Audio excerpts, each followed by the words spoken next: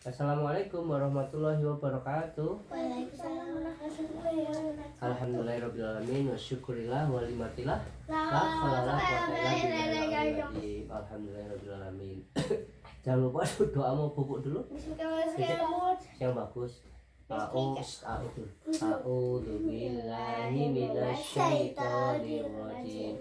Bismillahirrahmanirrahim. Bismika Allahumma ahyana wa bismika amut. Amin. Ayo langsung cerita. Nanti bacanya nanti, oke? Alhamdulillahirobbilalamin. Ya ayuhanas, artinya ittaqullah. Ittaqullah haqqa tuqati wala tamutu na illa wa antum muslimun. Hai, artinya ini salah satu rukun yang ada di sholat Jumat. Hai orang-orang beriman, bertakwalah kepada Allah. Ittaqullah wa haqqa tuqati wala tamutun, dan janganlah kamu meninggal kecuali dengan iman. Oke. Malam ini ayo dong. Di atas. Aku udah belum pasang modelnya, lupa. Di atas. Ayo mapan. Oke, malam ini Ayah akan bercerita tentang Oke, kita kembali lagi. Oke, Ayah akan bercerita tentang Nabi Ilyas alaihissalam. Ilyas.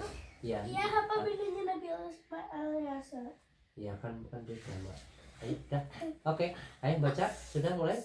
Oke, tujuannya kenapa sih kita belajar sejarah Nabi atau kita cerita-cerita Nabi, yaitu diantaranya yaitu Nabi Ilyas. Tujuannya adalah semua diharapkan agar anak selalu bersyukur atas karunia yang diberikan oleh Allah Subhanahu wa taala serta memiliki sifat amanah. Mbak, kesana.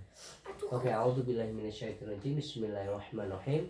Wa inna Ilyasa laminal mursalin idh qala liqaumihi alla tattaqun atad'una ba'lau wa tadaruna ahsanal khaliqin Allahu rabbakum wa rabba abaikumul awwalin. Artinya, dan sesungguhnya Ilyas benar-benar termasuk salah seorang rasul. Ingatlah ketika ia berkata kepada kaumnya, mengapa kamu tidak bertakwa? Patutkah kamu menyembah Ba dan kamu tinggalkan sebaik-baik pencipta, yaitu Allah Subhanahu wa taala, Allah Tuhanmu dan Tuhan bapak-bapakmu yang terdahulu. Maka mereka mendustakannya, karena itu mereka akan diseret ke neraka.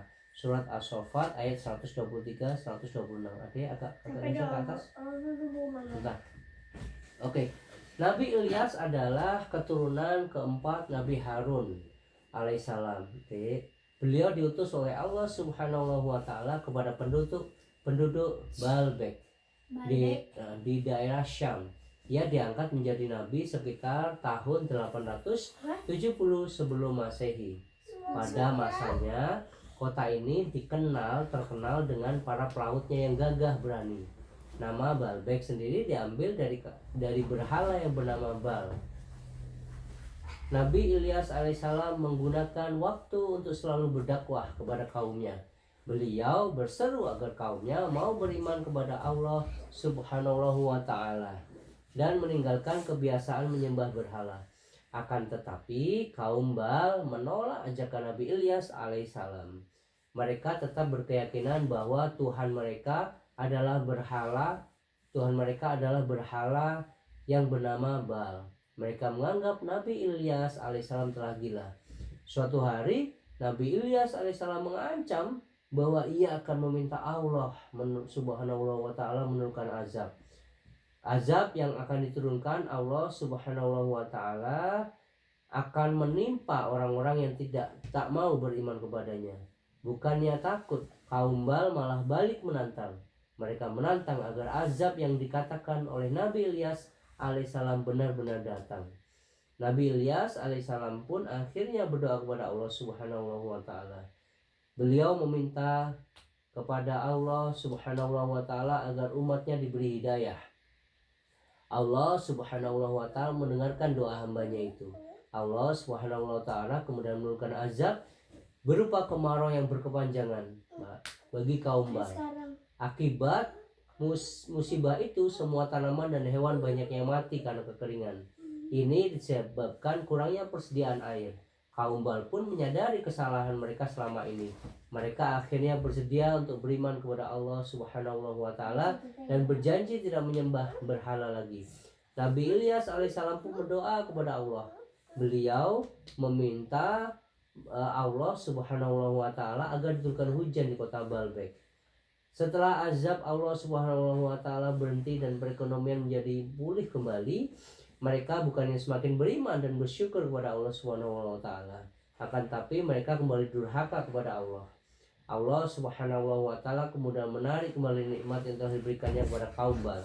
Kaum Bal pun kembali ditimpa azab. Azab yang datang kini lebih pedih dari yang sebelumnya.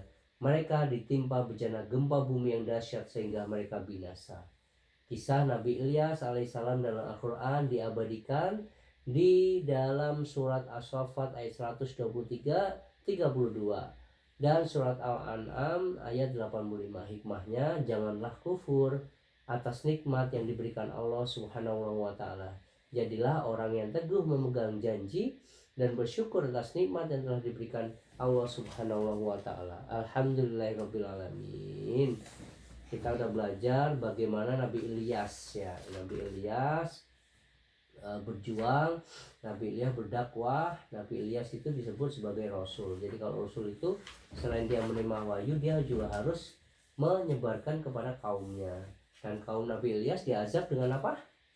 Dengan kekeringan. Kan yang pertama kekeringan, nggak ada, habis itu Sekarang enggak, beda. Jadi ya diazab, habis diazab mereka kembali meminta bahwa mereka akan beriman. Setelah itu diberikan hujan.